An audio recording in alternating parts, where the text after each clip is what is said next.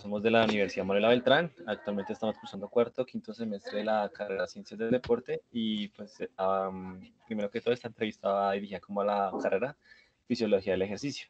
Ujú. Y pues en esta reunión estamos presentes Felipe Altavana, mi persona, y Andrés Alarcón, la cual es la persona encargada que va a grabar la entrevista. No sé si estés de acuerdo con eso. Sí, claro que sí, sin problema. Sí, entonces él no va a tener como esa participación, sino que solo va a grabar. Y pues mi persona, Felipe Altavana, va a hacer como esas preguntas dirigidas a ti. Perfecto. Bueno, primero que todo, queremos que hagas como una breve presentación tuya, que nos digas a qué te dedicas y qué relación tienes con el deporte actualmente. Claro. Bueno, pues mucho gusto. Es un gusto poder compartir con ustedes este espacio, este tiempo. Soy el doctor Edgar Alberto Lugo Vázquez. Soy médico de profesión con especialidad en medicina del deporte. Actualmente estamos en el Comité Nacional Antidopaje de México como el gerente de educación de este comité.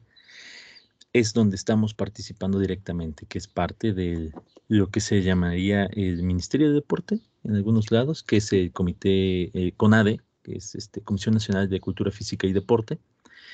Y pues bueno, básicamente fungimos como eso, como gerente de educación, y también este, estamos participando como oficial de control de dopaje para la NADO, que es el Comité Nacional Antidopaje, para la RADO, para la Regional de Centroamérica, y para una empresa privada que sería Cleridium. Esa sería nuestra participación como oficiales de control de dopaje y también como médico de equipo, de equipos de fútbol actualmente, en este momento, por cuestiones, ya sabe, de pandemia y todo ello, Sí. de tercera división. Pues básicamente es lo que estamos desarrollando actualmente y pues bueno, no sé si tuviesen alguna duda en ese aspecto. No, no, señor, ya todo claro. Ah, y queríamos saber en qué equipo actualmente estás. Es un equipo de tercera que se llama Álamos. Ok, Ujú. listo. Entonces, pues nuestra idea como tal es hacer pregunta tras pregunta para conocer las respuestas, pues, con esta manera eficacia y pues no hacerlo tan extenso, si me hago entender. Lo más simple posible, entonces. Sí, exacto. O sea, nosotros te Ok, preguntamos y la respuesta es, pues, ok, más o ok, menos de 2 minutos por ahí. ok, perfecto. Listo. Bueno, pues primero que todo también, nosotros hicimos como una visión de esta entrevista en 5 partes y pues cada parte tiene como su tema central. Bien.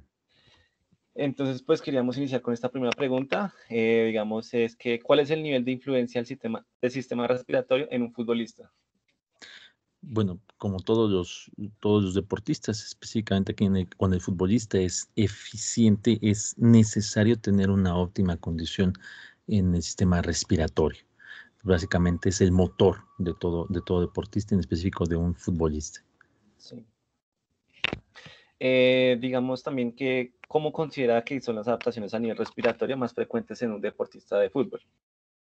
Claro, bueno, eh, podríamos mencionar varias, pero específicamente la cuestión de los volúmenes ventilatorios, que son la panacea realmente. Este intercambio, tasa de intercambio, oxígeno, CO2 y la frecuencia respiratoria, que realmente son adaptaciones que vamos a ver muy frecuentemente en ellos. Son adaptaciones muy, muy, muy, muy precisas. Como tal específicas, ok.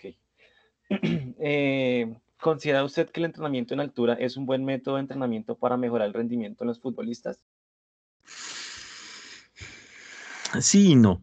Sí, porque realmente vamos a tener un impacto específico en la fisiología respiratoria y más en la cuestión eh, hematológica, pero realmente este tipo de adaptaciones no es suficiente quizá con una semana o dos para ver cambios reales. Tienen que haber 3 semanas de exposición a altura y debería de mantenerse cierta constancia en ello, porque si no, estos cambios llegan a revertirse.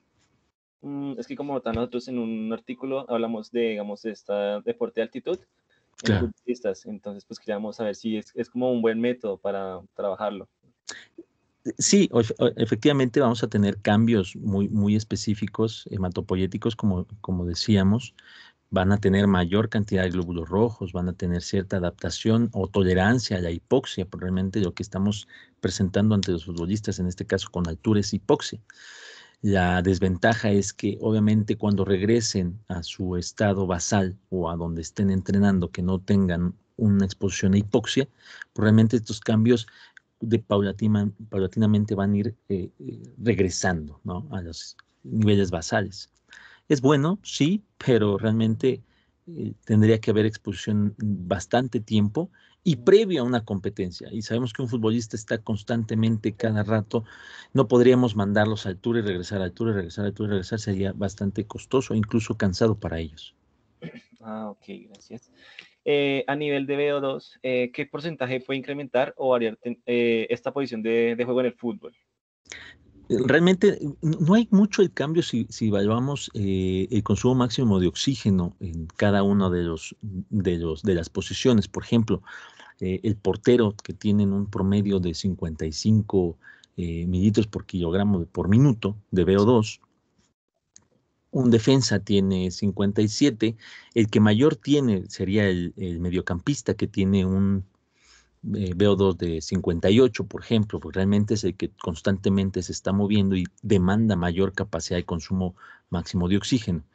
Y obviamente un delantero se quedaría casi como el defensa, un 57 más o menos. Entonces realmente los cambios son mínimos, pero sí son significativos para la posición a la que está jugando. Un portero obviamente con 55 no podríamos ponerlo de mediocampista porque no rendiría, ¿no? Pero digamos, en ciertos momentos cuando se requiere una lesión de un jugador, el portero pues necesita como tapar esa salida. Exactamente. Y realmente qué tanto lo taparía, porque también no tiene la adaptación Claro, para ese puesto. Entonces, más que taparlo, pues sería como cubrir el puesto, pero no tendríamos un gran hoyo en ese espacio. ah, ok. Un futbolista entrenado, ¿cuál es la tasa de absorción de VO2 óptima y cuál es su correlación entre VO2 y CO2? Bueno, híjole, aquí los parámetros llegan a cambiar y distan mucho uno entre otro, dependiendo, aquí como mencionábamos, este, la relación que pueda tener el VO2 y el CO2 tendría que ser prácticamente 0.8 o 1. Realmente tenemos que tener un intercambio casi equitativo para tener un rendimiento óptimo. Y pues el VO2, como ya hemos mencionado, incluso por edades podríamos decir las cantidades de cuánto debiese ser, porque incluso eso influye. Dependiendo de la edad, es la captación de oxígeno que se tiene. Obviamente, conforme vamos creciendo en edad, pues vamos perdiendo cierta capacidad de oxígeno, y no tanto por entrenamiento, sino tanto por los cambios fisiológicos estructurales pulmonares, por ejemplo. Un pulmón, con el pasar del tiempo, por el uso o por el abuso incluso de algunas cosas, pues va a perder elasticidad. Y al perder elasticidad, la capacidad volumétrica del pulmón va a disminuir y por ende la capacidad de oxígeno. Yo aquí quiero hacer como un ejemplo, digamos, como esa capacidad de que hablas, ¿cómo sería la de Buffon, que ya a su edad de 43 años, cómo la maneja o cómo es? Por ejemplo, 43 años, si tuviéramos un promedio de 50 en una etapa eh, adolescente y posadolescente, entre 15 y 24 años, que se llega a ser el boom de muchos de los deportistas, pues podríamos hablar un promedio, ya dijimos más o menos 50 y tantos. Sí, sí. Podríamos poner, si lo ponemos en 50, para 45 años incluso ha reducido un 10 a 40, ¿no?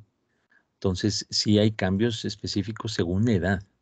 Por ello también, dependiendo del deporte, pues vamos a ver que si debutan muy tarde, pues realmente su rendimiento en edad va a ser muy corto. Ok. ¿Cree usted que los entrenamientos donde se busca un proceso de hipoxia en futbolistas mejoran la absorción de VO2? Depende del entrenamiento de hipoxia. Si hablamos de una hipoxia altura, ya vimos que logísticamente es muy difícil. Pero si hablamos de hipoxia tipo máscara hipóxica, por ejemplo, o cámaras de hipoxia. Aquí lo que más se trabaja son más que la adaptación de oxígeno a la hipoxia, porque realmente hemos visto que los cambios tienen que mantenerse, esta exposición a hipoxia debe de mantenerse para ver cambios. Una más que la hipoxia realmente lo que está buscando es fortalecer los músculos respiratorios.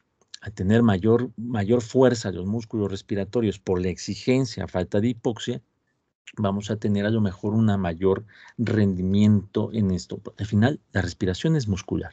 Necesitamos de estos músculos. Y si también entrenamos estos músculos, tendremos resultados óptimos. Digamos, puede haber un aumento de porcentaje en un futbolista de fútbol, o sea, en este entrenamiento de hipoxia, o sea, su porcentaje hace un aumento pues considerable o como decimos, en un promedio. Realmente es un promedio, realmente no hay mucho cambio. Como te digo, para tener cambios frente a hipoxia, pues debemos de tener exposición tiempos prolongados. Ok. Pues ya aquí nos hablas de que te estás en todo asunto de doping y eso, pues que queríamos conocer, digamos, qué sensación tienen los futbolistas en su sistema cuando se realizan estos dopajes minutos antes del partido. Yo no sé si han escuchado esa frase de que nada debe, nada teme. Sí. Realmente, si los deportistas son profesionales y saben a lo que se enfrentan, saben que esto es una práctica recurrente. No, a veces es raro que sea previa competencia. Normalmente, y bajo lineamientos de WADA, son después de competencia. Entonces es raro que se presenten antes de, a menos que la federación no así lo pida. Pero realmente, si saben a lo que se enfrentan, no deberían de tener consecuencias incluso emocionales, ¿no?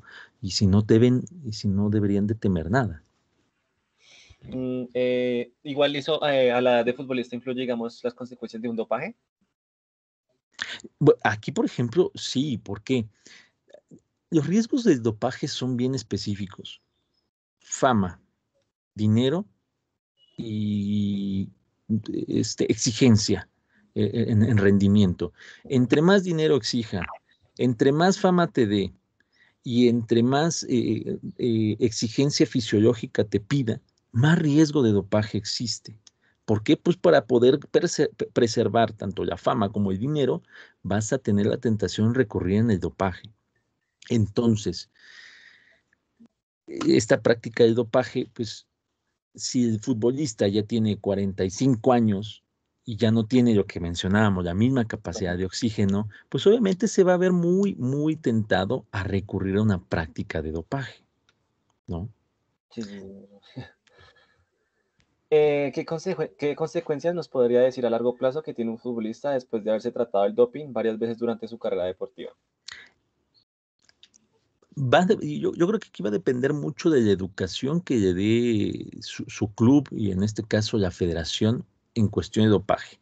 Porque realmente el dopaje o las prácticas de dopaje, de control de dopaje, por ejemplo, si todo el tiempo lo están buscando constantemente, todos los partidos, en todas las temporadas, en todas las ligas, pues obviamente él va a tener cierta angustia de, bueno, ¿por qué yo? ¿No? Por qué me están buscando a mí? Si sabe y está bien educado, debe de entender que no es una cacería de brujas, que realmente lo que se está buscando es que todos jueguen en las mismas condiciones, que nadie esté por encima de otros de manera artificial, ¿no? En el caso de utilizar algún tipo de sustancia, y pues obviamente habría una repercusión si él tuviese, no sé, alguna práctica ilegal, ¿no? Híjole, me están buscando, ya no lo voy a hacer, o incluso buscan maneras todavía más eficientes para que no les descubran, ¿no? ¿Cómo cubrir eso? O sea, para que no lo hice. Exactamente, exactamente. Existen infinidad. Si yo uso una, pues existe otra sustancia que me va a cubrir la anterior, y si me están buscando esta, va a existir otra sustancia que me cubra la anterior, y así van a ir escalando en la profundidad del dopaje incluso. Oh. Por ejemplo, esas sustancias, ¿cómo las identifican? O sea, ¿cómo decirlo? Ya que menciona que la tapan una tras otra, ¿cómo, o sea, ellos dicen esto, si yo o sea, perdón la palabra, me consumo esto y esto me lo tapa, ¿cómo lo visualizan a largo plazo? O sea, ¿cómo lo identifican? Fíjate que a largo plazo es difícil si lo vemos desde el punto de vista analítico en laboratorio. Hagamos un ejemplo, a lo mejor fuera de fútbol, los anabólicos musculares, en el caso de levantamiento de pesas, por ejemplo, utilizan hormonas o crecimientos hormonales, ¿no? Para la masa muscular. Ok, bueno, pues entonces existen moduladores de las respuestas hormonales. Entonces ya no vas a buscar la hormona como tal. Hoy le hago un test, no encontré hormona, pero esta persona se está metiendo hormona. ¿Por qué? Porque existe un modulador de la respuesta hormonal. Ah, pues ahora voy a buscar el modulador de la respuesta hormonal porque este chico, híjole, parece, no sé, la roca y me dice que no está metiéndose nada. Bueno, pues entonces voy a tener que buscar algo muchísimo más profundo. De verdad, aquí al menos en el mundo del dopaje es una cuestión maravillosa desde el punto de vista científico porque realmente cada vez están haciendo más eficientes las drogas para que sean mejores y menos perceptibles. Ok, vale. Ya queremos aquí en esta parte de la entrevista hablar como esa adaptación de preparación ya para la competencia. Ujú. Bueno, ¿cómo debe preparar un futbolista su sistema respiratorio para una competencia a corto plazo? Realmente, fíjate que, bueno, a veces llega a ser por cuestiones educativas tratar de dividir al ser humano por departamentos, ¿no? El sistema respiratorio, el cardiológico, el muscular, y realmente es un universo, es una entidad, es una integridad, es un individuo. Entonces, cuando se está trabajando en el entrenamiento, no sé, de velocidad o de resistencia o de reacción, porque también hay que buscar esa parte, pues también se están trabajando todos los demás sistemas, el cardiorrespiratorio, el neuromuscular, ¿no? El perceptivo. Entonces, ¿cómo preparar al deportista desde el punto de vista del sistema respiratorio? Bueno, es prepararlo como siempre, ¿no? Obviamente sí hay que hacer análisis eh, eh, con con un periodo constante, con una regularidad. Una temporada antes o antes de la liguilla o antes de cierta competencia, hay que valorarlos, hay que ver que tengan condiciones óptimas de pulmón, de corazón, de arcos de movilidad, ¿no? Musculares, todo, para saber si están óptimos. ¿Y cómo lo preparas? Pues realmente con el entrenamiento que siempre ha hecho. Ok. ¿Cómo puede determinar si el sistema respiratorio de un futbolista es adaptado para rendir durante toda la competencia? Podría, en este caso, si uno pretende valorar el sistema, podría uno realizar test específicos para la resistencia, por ejemplo, que sería, y valoraríamos ahí la capacidad pulmonar, ¿no? La capacidad vital, la forzada, la capacidad pulmonar total, y veríamos si su pulmón o el sistema respiratorio es eficiente. Para esto sí sería necesario realizar incluso lo más básico que sería una espirometría, por ejemplo. ¿No? Perfecto, sí. ¿Cómo podemos determinar que un deportista en este punto óptimo pueda como rendir esos 90 minutos de partido? Porque digamos, hay jugadores que rinden 58 y ya están pidiendo el cambio, otros en los 90 como acabamos de mencionar. O sea, ¿cómo Exactamente. lograr hacer eso? Sí. Sí, sí, aquí regresamos, ¿no? Deberíamos determinar parámetros normales, ¿no? O al menos estandarizados a nivel mundial. Ya sabemos que si pongo a un mediocampista que tiene un 53 de VO2, híjole, se me va a ponchar quizá antes de la mitad del partido, ¿no? Entonces, ¿cómo determinarlo? Pues, conociendo los parámetros esenciales en cada posición, de ahí valorar si tiene esas capacidades y después podríamos incluso hacer test ya más dirigidos. Hay test que son a lo mejor en banda, pero no es lo mismo correr una banda que correr en el campo. Y hay test de campos que son muy semejantes a los deportes. Yo creo que por ahí podríamos conducirlo. Ok. Al momento de aplicar un test, que ya que estamos hablando de eso, ¿cuál sería el más recomendado para esa condición respiratoria y además rendir de esa manera constante? Pues ya que, digamos, en los artículos que nosotros tenemos, algunos Ujú, Tomakidis, uno es esa, otro ujú. habla de Ledger, cosas así, o sea, Es de ley. ¿qué test usted sería como el que diga, este es el clave? Fíjate que incluso se ha visto, creo que ya tiene como 2, 3 años. Alguna vez vi un artículo colombiano, precisamente, de un nuevo test que se está validando para fútbol, que es el Hoff Test, algo así. Es muy similar al el Kursnavet, que como dices, el de Leyer de 1980, el Kursnavet que después evolucionan y que muchos, al menos en los últimos 10 años, utilizan, que era el Jojo Test, que es Sí, muy similar al Kursnavet, nada más que el Kursnavet de Leyer es 20 metros y va progresando, ¿no? El yo-yo tiene, sí, los 20 metros, pero tienen ciertas pausas. Se va asemejando un poco al deporte, porque no es que se la pasen corriendo 20 metros durante 2 horas, no, no, al final tiene que acercarse mucho al deporte. Y este de Hoff se me hace interesante, digo, nunca lo he aplicado, porque es constante, es con pausas y trae balón.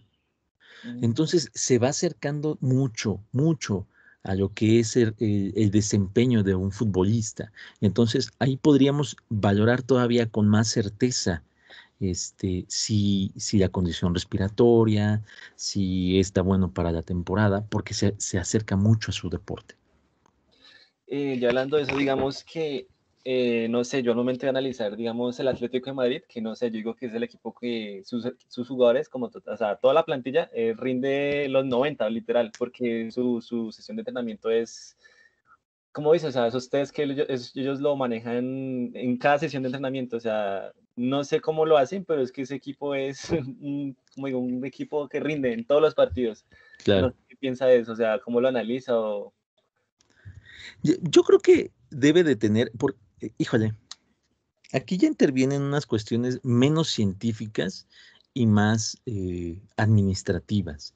Realmente todo el equipo médico, de fisioterapia, de entrenamiento, de acondicionamiento, todo el equipo puede hacer una propuesta desde el punto de vista científico de este deportista tiene la capacidad de dejar de ser, no sé, portero y mándalo a lo mejor de mediocampista porque aguanta 90 y te van a decir, no, a veces que tiene 20 años siendo el señor portero y súper famoso, y el club te frena, ¿no? Entonces, debe de haber una concordancia. Para que lleguemos a lo que tú dices, debe de haber una comunicación muy adecuada entre toda la directiva y todo el gremio científico del equipo para decir, mira, esto es así, esto es asado, ¿sabes qué? Este no te está rindiendo, no lo expongas porque se te va a lesionar. ¿Sabes qué? Este chico durante el entrenamiento se te medio lesionó, vamos a evaluar. No, no, no, no, no, tiene que jugar. Híjole, esas son las limitantes, al menos en un deporte tan espectacular como el fútbol. Sí, señor. Al momento de trabajar con todo el grupo seleccionado, esa adaptación para lo que sea la temporada, ¿qué pasa si un jugador se encuentra lesionado y pues esa manera de adaptarse logra ser más difícil o qué estrategia usan para que sea equitativa a sus compañeros? Exactamente. Casi volvemos a lo mismo. Si no te escuchan que un atleta, un futbolista está lesionado, le van a tratar de exigir lo mismo y lo vas a lesionar más. ¿Qué se hace? Al menos, por ejemplo, en los protocolos que tiene el Fútbol Club Barcelona, se tienen ciertas tablas de periodos. A ver, tiene una lesión, se hace evaluación casi inmediatamente. Ok, ¿qué tipo de lesión tiene? De este tipo. ¿Es grave? No. Bueno, ¿se puede recuperar? Sí. ¿En cuánto tiempo? Una semana. Ok, durante esta semana vamos a bajar la intensidad del entrenamiento sin que pierda la condición, porque si se la bajas completamente, pues vamos a reducir su condición física, ¿no? El rendimiento en el deporte y pues tampoco está bien. Bien, eso en cuestiones sencillas. pero en condiciones ya más graves. Ok, su lesión es grave. Híjole, ¿qué tan grave? ¿Necesita cirugía? No, pero necesita que tenga un reposo aproximadamente entre 3 y 4 semanas. Híjole, ahí viene el choque. Si es tu futbolista estrella y lo vas a suspender 4 semanas, hay equipos que lo entienden y que lo anuncien. ¿Sabes qué? Se va. No, es que no se vio muy grave. Pero es que lo que viste fueron 2 segundos. No sabes que desde hace un mes está mal, ¿no? Entonces, en ese aspecto, haces planificación de recuperación, ¿no? Sabemos que no pueden hacer un bebé antes de 9 meses. Si sale antes de 9 meses, pues va a salir un poquito diferente y menos desarrollado.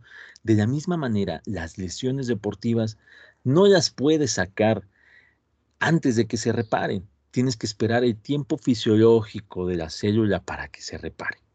Una vez ya reparada, ahora hay que readaptar. No es que ya sanó, vas de nuevo a jugar o vas de nuevo al entrenamiento. Hay que readaptar.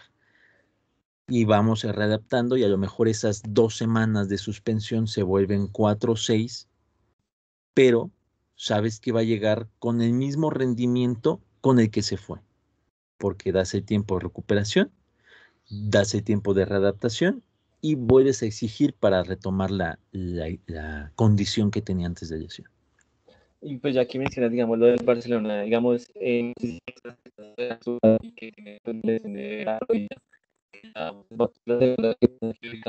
cómo él va a adaptarse, o sea, ya que literal no juega hace más de 6 meses, cómo él, esa adaptación va a ser de él, o sea, cómo la van a preparar. A ver, te me cortaste un poquito y me quedé, pasé a escuchar desde los 6 meses hasta ahorita, entonces, a Ok. ver, otra vez, va de nuevo. No, pues, ya que hablas de Fútbol Club Barcelona, no sé si conozcas el caso de Ansu Fati, el jugador, pues, de España, que pues ya es la segunda vez que va a pasar quirúrgicamente por su lesión de rodilla, pues ya más de 6 meses sin jugar, yo creo que van a ser como unos 10 meses. ¿Qué va a hacer de esa preparación? ¿Cómo la van a manejar? ¿O cómo la manejan los equipos? Casi de la misma manera, pero también interviene no tanto como decimos la lesión, sino también la animidad del atleta. Sabemos que este futbolista pues, tiene sus cualidades y una vez lesionado, no, se debe trabajar y como decíamos antes, no por departamentos, no nada más ver el tendón, el ligamento cruzado, el ligamento de la rodilla, no, también el ánimo del atleta, porque sabe que, ¡pum!, de tajo se suspendió tanto tiempo y a veces le cuesta trabajo reincorporarse desde el punto de vista, eh, pues, digamos, psicológico, ¿no? Le pega mucho a un atleta suspenderse 2, 3 días. Ahora imagínate suspenderse 3, 6 meses. Ok, se recupera fisiológicamente, estructuralmente, pero a veces no se recupera psicológicamente y teme a la regresión y no hace la recuperación adecuada o se agarra del dolor y a pesar de que no lo tiene, él siente dolor desde el punto de vista psicológico. Entonces realmente son muchos factores los que se involucran en una lesión de un deportista, como decíamos, es todo un individuo y eso es lo que te va frenando para regresarlo a campo. Sí, no, y ya que habla de, digamos, de lo psicológico, digamos, yo vi un documental de España cuando quedó campeón del mundo y Ujú. pues Iniesta llegaba psicológicamente mal al Mundial en Barcelona y pues lo trataron y pues mira dónde llegó hoy en día a ser campeón del mundo haciendo el gol. Sí, Eh, sí, sí, sí, sí, perdón. sí, sí. Sí, de hecho, influye mucho. Nosotros, desde de acá, por ejemplo, desde México, hay un ejemplo que utilizamos mucho en las clases, en la cuestión de la psicología. No era lo mismo llegar a un mundial y ver descender a la selección italiana con sus trajes Armani, ¿no? Una cuestión de imagen pulcra. Y nosotros ver a nuestros mexicanos en ropa deportiva, apenas y mal peinados y baja. Y ahí está la actitud, ¿no? Ahí es donde está la diferencia entre quién va a ganar y quién va a perder. La actitud, la cuestión psicológica. Es verdad, sí, señor. En uno de nuestros artículos hablamos de la enfermedad de COVID-19 pues ya por lo que hemos generado de la pandemia y todo eso. Claro. ¿Se puede trabajar de la misma manera con una persona que ya presentó la enfermedad a una que no? Y si es así, ¿qué variables pues presentan esta adaptación respiratoria? Sí, híjole, con este año que realmente no conocemos la enfermedad más que pocos meses, ya vamos para el año de conocerla, y a veces, como nos hemos dado cuenta en el mundo científico, necesitamos años y a veces siglos para entender enfermedades. En este caso, entendemos que la enfermedad por SARS-CoV-2, que es muy similar a su pariente, el SARS o el MERS, Mm, que atacaban directamente a la cuestión respiratoria, el SARS-CoV-2 o COVID-19 no es el único órgano que ataca y no es la única manifestación que tiene. En muchos o en la mayoría de la población les pegó a nivel pulmonar, pero en muchos otros les pegó a nivel cardíaco o a nivel inmunológico, ¿no? Entonces, habría que, determinar si este atleta que presentó COVID-19 tuvo repercusiones respiratorias, ver el grado de repercusión que tuvo. También, afortunada o desafortunadamente, muchos atletas al tener o presentar el COVID no tuvieron tanta lesión pulmonar. Tuvieron sí ciertas lesiones, fueron muy limitadas y afortunadamente pudieron regresar, ¿no? Pero si fueron a niveles cardíacos o renales o cerebrales, ¿no? Uno de los síntomas más famosos en el COVID era la pérdida del olfato, del gusto, porque no atacaba o al pulmón o al corazón, atacaba a las neuronas, ¿no? Y por eso perdían cierta conexión neuronal y pérdida de sentidos. Entonces, habría que valorar al atleta si tuvo lesión pulmonar.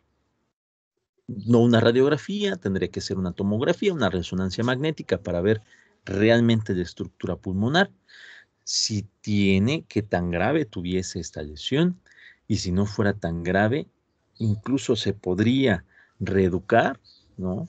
Se tendría que readaptar a este atleta, no nada más en el rendimiento, ¿no? Sino en la cuestión respiratoria. Porque también, por ejemplo, si fue directamente pulmonar, no es tanto la poca flexibilidad que le haya quedado del pulmón. Al tener problemas respiratorios, también lo que mencionábamos, los músculos respiratorios se fumigaron y tendríamos que volver a generar ese entrenamiento en músculo respiratorio, que realmente era mucho de lo que te compartían en redes o en gobiernos, ejercicios respiratorios para COVID. Una para regresar a la elasticidad pulmonar original y otra para readaptar ese músculo respiratorio. Y pues, digamos, tipo, no sé, es que tengo la duda de siempre que, no sé, siempre la pregunto, digamos, tipo Dybala que él presentó una, dos, tres veces COVID, ¿el club como tal esperaba cómo reaccionaba o ya tenían que trabajar diferente? Híjole, es que aquí, por ejemplo, tendríamos que conocer, ok, dio COVID 2, 3 veces. ¿Cuál es el periodo de tiempo en el que se hicieron las pruebas? ¿Qué tipo de pruebas se hicieron para decir tiene COVID o no? ¿Por qué? Porque si hacemos PCR, que es básicamente buscar el código genético dentro del humano, si tiene allá adentro el COVID o no. Ok, puede que existan cierta cantidades o carga viral que nosotros llamamos, cierta carga viral sin presentar enfermedad. Ojo, si yo le hago PCR y tiene carga viral para que me salga positivo, pues a lo mejor me sale positivo durante un año, pero no significa que tenga una lesión orgánica, ¿no? Esa es una. La otra, que haya sido por anticuerpos, por antígenos, inmunoglobulinas, inmunoglobulina G, inmunoglobulina M. Me dice que salió positivo porque todo el tiempo tenía inmunoglobulinas de memoria, que son las G. O sea, de que se acuerda que tuvo COVID y eso ya con eso ya decimos que es positivo. Híjole, hay personas que se enfermaron el marzo pasado y hasta este marzo siguen dando positivas a inmunoglobulinas. Entonces, realmente el desconocimiento de esta enfermedad te llega, te, te desorganiza completamente este tipo de entrenamientos, por ejemplo, o esta proyección, esta planeación con deportistas, específicamente con futbolistas que realmente fueron los que casi nunca se detuvieron un tiempo corto y poco a poco empezaron a regresar a la rutina de siempre, ¿no? A diferencia de otros atletas que de plano se suspendieron muchísimo y apenas este año van regresando. Sí. Entonces, digamos que asimilándolo al club en donde trabajas de tercera división, pues al momento, ¿cuánto llevas trabajando con él, perdón? Ya tenemos unos 2 añitos y cacho. Ah, ok. Entonces, sí, la pregunta es como tal, bueno.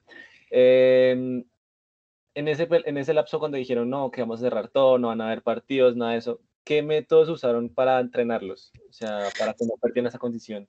Exactamente, ahí recurrimos a los entrenadores y a los adaptadores físicos que se planificara, sí, a lo mejor un descenso en el entrenamiento, si estaban, ya sabes, en sus macrociclos y estaban en el pico antes de empezar a descender, pues, híjole, se descienden, ¿no? Pero se trata de mantener en la planeación, ¿sabes qué? Hagan una proyección a 2, 3 meses, porque esto pinta que va a ser 3 meses.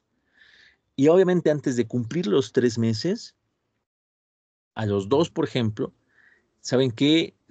Esto se ve peor, vamos a hacer la extensión de la proyección del entrenamiento. Al menos en el club acá, eh, el problema fue nuevamente la cuestión psicológica. Muchos, no nada más los atletas, sino los familiares de los atletas que decían, sí, mucho deporte y todo, pero ¿sabes qué? Bye. No, es que tengo que seguir pues entrenarás en tu casita y que te manden el proyecto, pero no más. Entonces, también había que estirar y aflojar de repente, porque a veces sí y a veces no. Entonces, sí fue un poco complicado mantener el rendimiento, bueno, al menos mantener esa planificación de entrenamiento para que no perdieran un rendimiento. Ok, ya listo. Entonces, pues ya sería como toda la entrevista en sí. Bien. Pues no sé si les haya gustado y todo eso. Sí, sí, sí, bastante, bastante.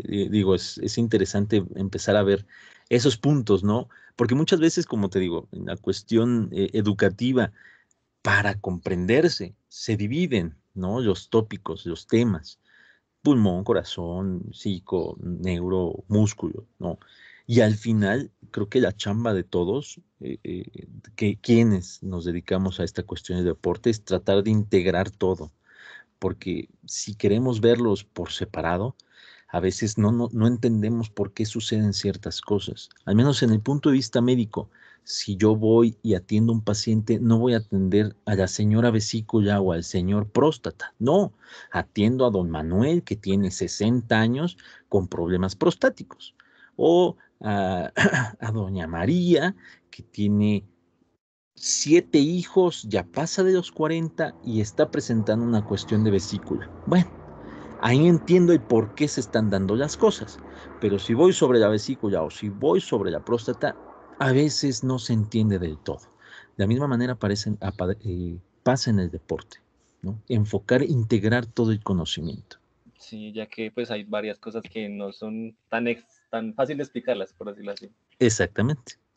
Sí, sí, señor. Entonces, pues muchas gracias, doctor Edgar, por toda la cuestión de adaptación, de cómo funciona, también cómo pues relacionamos esto con el doping, pues lo que estamos viendo hoy actualmente, la pandemia y todo eso. Así, un gusto poder compartir con ustedes este espacio y espero que sea de utilidad. No, sí, muchas gracias. Feliz día.